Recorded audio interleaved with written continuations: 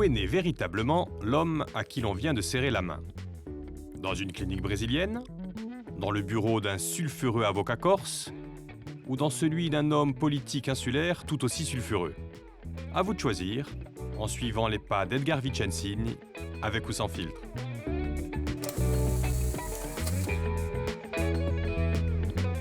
C'est magnifique, hein, cet endroit, c'est absolument... Oh là là, oui, oh là là là là. Ouais.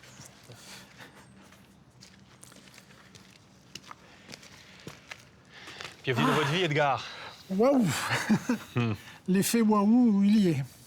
Venez, c'est par là. C'est par là que ça se passe. Les photos qui font l'homme que vous êtes aujourd'hui. Et on va commencer de l'autre côté de l'Atlantique. Allez, c'est là que ça a commencé. Oui. On va commencer avec cette image, là. Qui on a, là? Ouais. Ah, là, on a presque tout le monde. C'est-à-dire mon arrière-grand-mère, ma grand-mère maternelle, mon grand-père, toutes mes tantes, tous mes oncles et quelques cousines. Beaucoup de filles. C'est toutes les sœurs de votre mère. Il n'y a pas votre mère sur la Et photo, non, là? elle n'est pas sur la photo, elle n'était pas au mariage. Oh, non. Mais par contre, elle est là, votre mère? Elle est là, oui. Ouais. Magnifique, Ouais, ouais. maman. Maman était l'aînée de 12. Elle était très belle. Elle était très belle, elle était vraiment une très belle femme. Elle avait été Miss, vous imaginez un peu. Il ne fallait pas que je dise en quelle année, parce que là, elle m'aurait étranglé. Hein, mais c'était... Miss Rio. Miss Rio. C'est une des plus belles femmes de son époque, oui. Belle, et comment on pourrait définir son caractère à votre maman? Une femme de caractère. Une femme de caractère. Le fond était bon. La forme pouvait parfois surprendre un peu. Ouais. Elle avait une certaine spontanéité, un franc-parler qui pouvait ne pas plaire. Éruptive. Éruptive. Éruptive, brésilienne. Et là, elle décide d'entreprendre un voyage en Europe avec une copine à elle qui vient de divorcer. Elles disent, bah, allez, tiens, on va se faire un petit tour en Europe. Et avant de partir, elles vont voir une voyante. Et qu'est-ce qu'elle leur dit, la voyante? Tout à fait. La voyante dit à l'amie de ma mère, tiens, vous allez faire un voyage. Alors, la préoccupation de l'amie, c'était, est-ce que ce voyage va bien? Très bien, le voyage va bien se passer, pas de problème. Puis ma mère dit, vous aussi, vous allez faire un voyage et vous allez rencontrer l'homme de votre vie. Ma mère dit, l'homme de ma vie, merci, j'en sors, je ne pense pas. Et la voyante dit, ce qui est absolument extraordinaire, dit, non, et je vois d'ailleurs la tête d'un noir avec un tissu blanc sur la tête. Ma mère, un noir... Tissu blanc. Alors un tissu blanc, un turban, keffier, etc. Bon, mais elle n'y prête pas davantage attention. Et elle part pour l'Europe. Et elles partent pour l'Europe, l'une et l'autre. Parallèlement à ça, on revient en Corse. Ah oui. Ou plutôt, on arrive en Corse. On arrive en Corse, oui, oui. On arrive avec qui, là? Alors là, eh bien, il y a mon père, qui est le petit garçon en massy à gauche, avec son frère, ses deux frères et ses deux sœurs. On est dans les années 20, là. Votre père est né en 1914. Oui, tout à fait. Et votre père, longtemps, va être un mystère pour vous. Ah oui, tout à fait. Hein? Mais toujours aujourd'hui. Toujours? Ah oui? Oui, il y a beaucoup de choses que je ne sais pas sur mon père et disons... que je ne saurai sans doute jamais. Enfin, Alors, disons ce qu'on sait, parce que quand on regarde ce portrait, justement, votre papa, il a eu une vie multiple, j'ai envie de dire. Oui. Il a d'abord été avocat. Il a prêté serment en 1938, il a été avocat, puis la guerre est venue, il a été mobilisé, démobilisé, et là, il a passé un concours qui l'a fait entrer dans la police. Il est devenu commissaire de police. Et il a fait, en 1941, et il a fait les bons choix. Il a fait les bons choix, je le dis avec fierté, et avec émotion aussi, bien sûr, puisqu'il a été très rapidement, il est entré en résistance. C'était ce qu'on appelle un agent P1, un agent de renseignement infiltré, et il faisait partie du fameux réseau Ajax d'Achille Peretti, qui était un de ses amis, qui était un réseau de commissaires de police, de policiers, essentiellement corse, peut-être pas en majorité, mais si quand même, enfin, et qui passait des renseignements à Londres. Et cette culture du secret, il va la garder même après la guerre, parce qu'on le retrouve où après, au sortir de la guerre? Totalement. Alors, c'est une très bonne question à laquelle je ne peux pas apporter de réponse. Je sais qu'il a été magistrat. Il a été magistrat quelques mois. J'ai retrouvé ça dans les archives de la chancellerie, du ministère de la Justice, mais je ne sais pas s'il a rejoint son poste, je ne sais pas à quel poste il a été nommé, mais il est revenu officiellement, dirais-je, dans la police. Et donc, votre père, à cette époque-là, à Paris, il est à Paris, et il voit débarquer 2 Brésiliennes. Alors, je ne sais pas, vous savez comment il voit débarquer ou pas? Alors, non, ce que je sais, c'est que Paris était tenu par les Corses. Tous les établissements de nuit, les bons restaurants, les boîtes de nuit étaient tenus par les Corses. Et donc, 2 jolies Brésiliennes voulant s'amuser pour quitter un passé assez déplaisant, évidemment, ne pouvaient pas ne pas tomber sur des Corses. Et dans ces Corses, il y en avait un qui était un peu plus discret et probablement un peu mieux élevé que les autres. En tout cas, c'est comme ça que ça m'a été raconté. Et donc, il s'approche, et votre mère avait en prévision d'aller à Monaco. Et là, votre père, qu'est-ce qu'il dit alors? Ça tombe bien, c'est mes vacances, donc je t'accompagne. Et mon père descend avec les 2 Brésiliennes sur la Côte d'Azur, et là... Et là? Là, un jour, mon père voit, non pas un drapeau, mais un écusson corse, figurant la tête de mort. Et quand ma mère a vu ça, la voyante... La voyante avait raison. Excellent. C'est extraordinaire. C'est extraordinaire.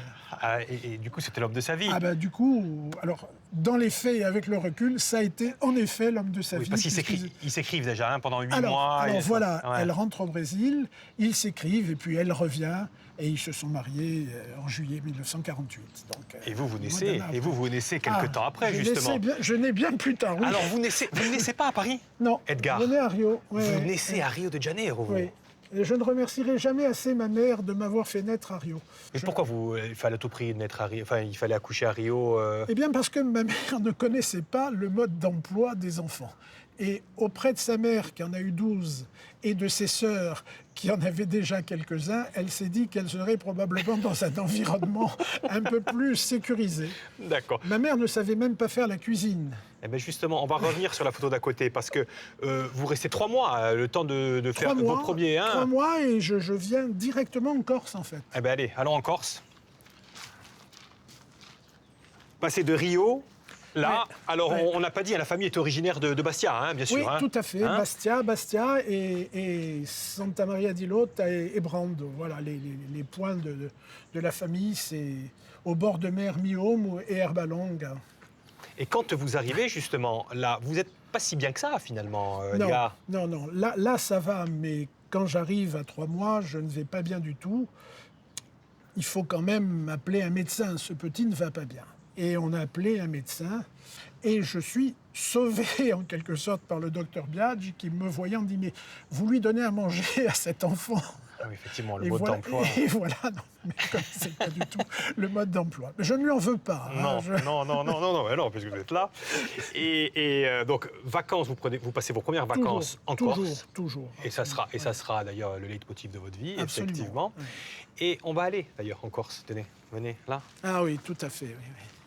Parce que c'est une très belle photo. C'est une très belle photo que celle-ci. Vraiment, pour le coup. Elle montre qu'on est sensibles tous les 2 au soleil et à la réverbération. Et j'ai mis cette photo parce que, avec votre père, justement, il n'y a pas de confidence, il n'y a pas de caresse non plus. C'est une éducation stricte. Pas de marque d'affection, finalement. Non. Pas de marque d'affection, je veux dire physique. Par contre, mon père a toujours été d'une très très grande bienveillance, une grande générosité, mais pas de démonstration. Mon père ne supportait pas qu'on l'embrasse. Les bisous, mon père ne supportait pas. Donc même à son fils, c'était pas le genre de la maison. Et pourtant, en grandissant, vous allez vous appeler tous les jours, peu à peu, avec votre carrière. Vous allez avoir une vraie relation fusionnelle, finalement. Et on va voir pourquoi. Quel a été votre destin? On va le découvrir un petit peu plus loin. Allez.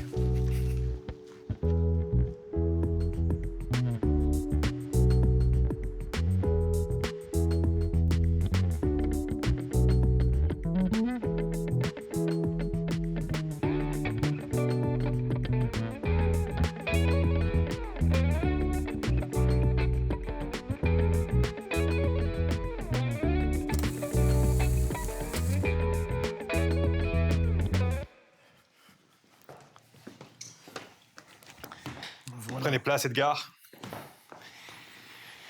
Et donc, on quitte la Corse parce que vous allez grandir, vous, Edgar, ici, Ah, hein, à Paris. oui, tout à À fait. Paris. J'ai mis une photo de classe parce que l'école, vous aimez l'école. Oui. Oui, je suis fils unique et à l'école, j'ai plein de copains. Mais vous ne tenez pas en place. Hein, Non, c'est non. particularité. Non, non. Aujourd'hui, je crois qu'on dit hyperactif. Voilà, j'étais très agité. D'ailleurs, Très agité. arrive mai 68, et quand arrive mai 68, votre père, il décide de vous emmener un petit peu à la campagne, d'ailleurs. Oui, Hein, on ne vous laisse oui. pas au milieu de l'agitation. Non, non, non, non. Mais ça n'empêche pas que ça n'empêche pas qu'on vous retrouve après mai 68 ici. Oui, Hmm. oui, oui. C'est vous là avec les cheveux longs. Oui, oui, oui. J'adore ça. Mais c'était d'abord une façon d'essayer de vaincre ma timidité, parce qu'arriver sur scène, c'est pas évident. J'indique tout de suite, faire de la musique, c'est probablement excessif. Mon père pensait que c'était du bruit. Et je crains que mon père n'ait eu raison. Et votre père, d'ailleurs, qu'est-ce qu'il vous dit à ce moment-là, quand il vous voit comme ça? Si tu me croises dans la rue, sois gentil, ne me salue pas. Ouais, donc, Mais c'était. Je crois qu'il faut raconter une anecdote. De par ses fonctions, mon père avait un chauffeur. Il m'est arrivé d'abuser du chauffeur, enfin des services du chauffeur, bien sûr. Et puis il me dit, alors vous êtes passé à la radio? Je dis, comment vous savez ça? Il dit, c'est votre père qui me l'a dit, il est fier. Donc ça a été évidemment une surprise oui. tout à fait extraordinaire. Il me l'a jamais dit. Il me dit, mais qu'est-ce que tu fais? Tu perds ton temps, travail, etc. Et moi j'adorais, je m'éclatais, j'adorais.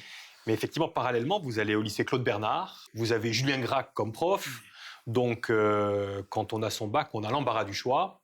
Et vous, l'embarras du choix, il se manifeste comme ceci. D'un côté, l'atavisme familial, j'ai envie de dire, et de l'autre, l'attraction. Oui. Alors on va commencer avec l'atavisme familial. En fait, le droit et les avocats, dans la famille, Oui. ça fait partie de la famille. C'est vertigineux. En fait, mon père, donc, est issu d'une famille d'avocats de magistrats depuis plusieurs siècles. Donc, et dans les collatéraux, il y a un certain nombre d'avocats, et notamment l'immense Vincent de Moreau-Jaffer. Et là, cette photo, elle est avec l'un des deux fils de Vincent de Moreau-Jaffer, Jean, qui a été avocat aussi, un avocat brillant, secrétaire de la conférence du stage à Paris, qui est vraiment la crème de la crème, et qui a fait une carrière par la suite de magistrat. Il a terminé sa carrière de magistrat à Bastia. Donc le côté avocat, donc vous allez faire du droit, mais à cette époque-là, il y a une star. Ouais. C'est lui. C'est Raymond Barre. Hein, non, mais on Oui, l'a oui. oublié, ça, mais... Oui. C'était... à l'époque, on étudiait l'économie politique dans le bar. Voilà, il y avait la Bible, c'était Raymond Barre. Et évidemment, si ça n'était qu'un universitaire, il n'était pas question d'une carrière politique. Et donc, je me suis demandé si j'allais faire du droit ou si j'allais faire de l'économie, un troisième cycle. Et puis, un ami a eu un renseignement absolument extraordinaire, un ami franco-brésilien. Il a dit, mais Barre ne va pas prendre le troisième cycle parce qu'il va entrer au gouvernement. Et donc, j'ai pris un troisième cycle de droit. Oui, et le troisième cycle de droit, il va y Ah avoir oui. deux belles rencontres. Ouais. Votre femme, enfin, Oui. celle qui... D'ailleurs, dès que vous la voyez, hein, Claudine, Oui. vous dites, vous serez, C'est- toi qui seras ma femme. Oui, absolument. Elle ne l'a pas cru sur le coup, mais voilà.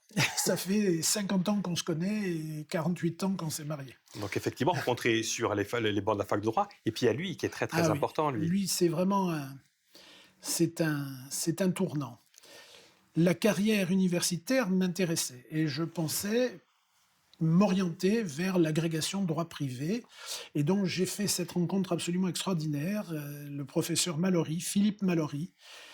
Et un jour, il me convoque, il me dit, écoutez, voilà, vous ne connaissez de la vie que l'université. L'université, ça n'est pas la vie. Même si vous voulez faire une carrière universitaire, le droit, c'est quelque chose de très concret. Il faut donc avoir une expérience pratique. J'ai un ami avocat qui a besoin d'un collaborateur. J'ai pensé que vous pouviez être ce collaborateur. Avez-vous le CAPA? J'ai dit non. Il me dit, écoutez, ça ne fait rien.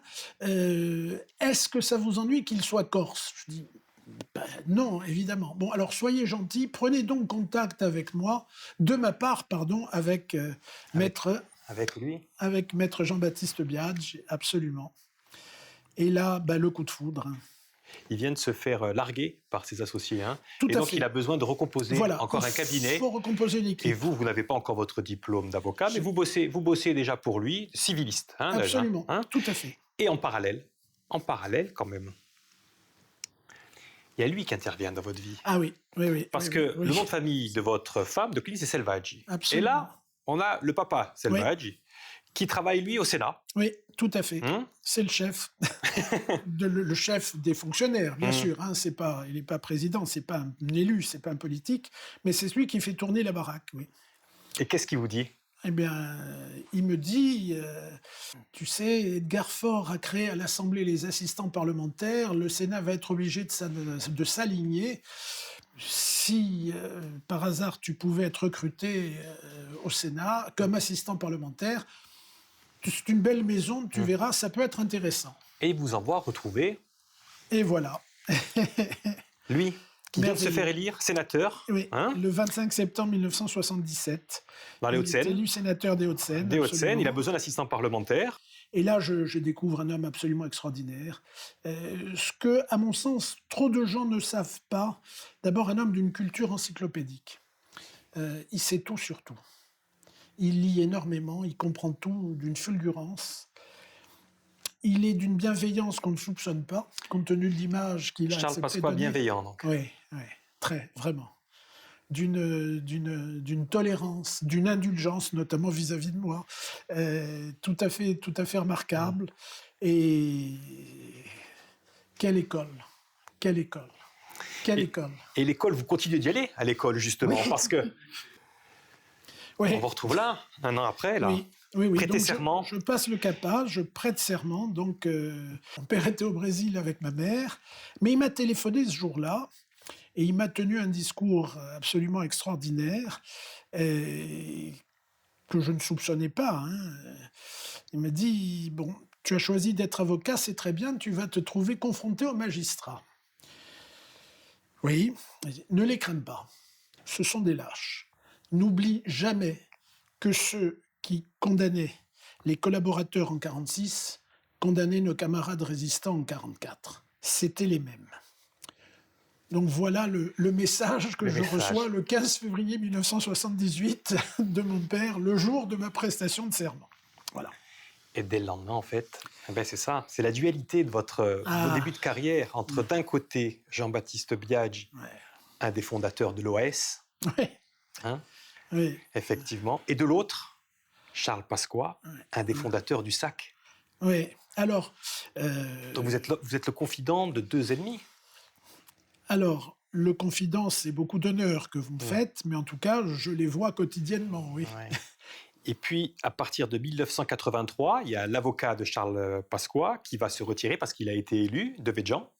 Oui, et vous, fait. de plus en plus, après avoir été l'avocat de la femme de Pasqua, vous allez de plus en plus lier votre destin à celui de Charles Pasqua. Et ça va vous entraîner dans des affaires. Et ces affaires, tout à fait. On va aller voir dehors. Allez, venez avec moi. Pardon.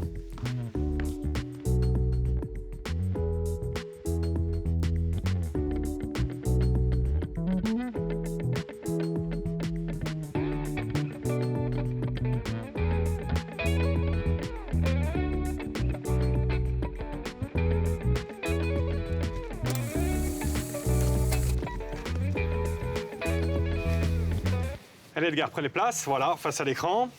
Alors, j'ai évoqué 1983. 1983, il y a ça qui se passe en 1983. Ouais, La tuerie d'Orly, ouais, la Turkish Airlines. Hein. ouais. Et vous n'êtes pas touché dans votre corps, mais par contre, il y a un de vos associés qui vient vous dire quelque chose à ce moment-là. Absolument. Et je suis associé avec deux avocats, dont un a une amie qui, parmi les victimes survivantes de l'attentat d'Orly, est la plus touchée. Et à l'époque, en fait, les victimes d'attentats comme ça n'ont rien. N'ont droit à rien. Donc, Et donc, vous, justement, là, on est en 1983, arrive 1986, Charles Pasqua devient ministre de l'Intérieur et ça vous donne une idée en fait. Tout à fait. Et il entre au ministère un samedi et le lundi, je vais le voir, je lui dis écoutez, voilà, il y a un problème qui est grave en France, qui touche quelques personnes mais qui les touche cruellement, ce sont les victimes d'attentats terroristes. Elles n'ont droit à rien, à aucune indemnisation. Et puis, Pierre Bellemare avait une émission qui s'appelait Au nom de l'amour, qui devait passer à l'époque, donc 2 jours plus tard, le mercredi soir, et qui consacrait justement cette émission au sort, triste sort des victimes d'attentats terroristes. Et je dis, voilà, il y a peut-être un geste d'abord de solidarité, peut-être un coup politique à faire, montrer que le nouveau gouvernement, lui, s'intéresse aux victimes. Et il percute, lui. Et Pasqua percute, évidemment. L'idée, le dossier est transmis au cabinet d'Albin Chalandon, qui était à l'époque garde des Sceaux, et une loi a été votée qui prévoit aujourd'hui l'indemnisation des victimes d'attentats terroristes. C'est votre fierté, ça? Écoutez, c'est immodeste, mais oui, voilà. On a l'impression de ne pas être totalement inutile, voilà. Votre fierté, et de votre fierté, on va passer à votre quotidien, parce que vous, le civiliste... vous passez au pénal. Oui, beaucoup au pénal.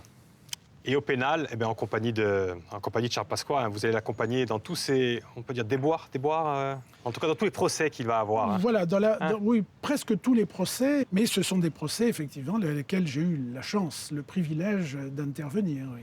Alors, il ne va pas être tant condamné que ça, finalement, non, Charles bien Pasqua. sûr que non. Il y a 2 condamnations. Il y a 2 condamnations. 2 condamnations, c'est tout. Oui, hein. Tout à fait. Ça aussi, c'est une fierté, comment on peut le dire? Alors, d'abord, je n'ai pas à revendiquer le bénéfice exclusif de la fierté. On a constitué des équipes d'avocats et il faut associer au bon résultat des gens comme Jacqueline Lafont, son mari, le regretté, mon ami Pierre Haïk, Lev Forster. On a eu un moment Gilbert Collard, mais qui nous a un petit peu quittés à un moment, peu importe.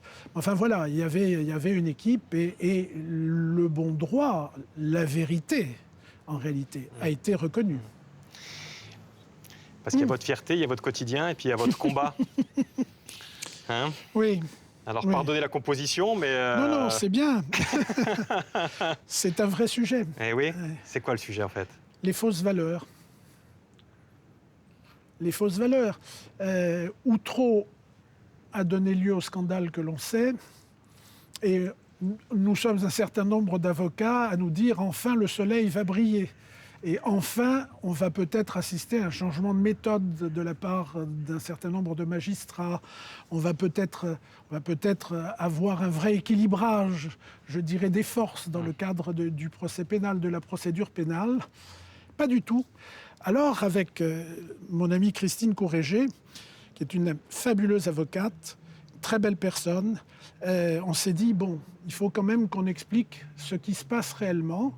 Et donc, nous sommes un certain nombre, et assez fiers de voir mon nom accolé à ceux de gens comme Henri Leclerc, comme Philippe Lemaire, Jean-Louis Pelletier. Nous avons décidé d'apporter chacun un témoignage sur ce que nous considérons comme étant un dysfonctionnement de l'institution. Le livre a été très très mal accueilli par l'institution. Oui, mais c'est quoi?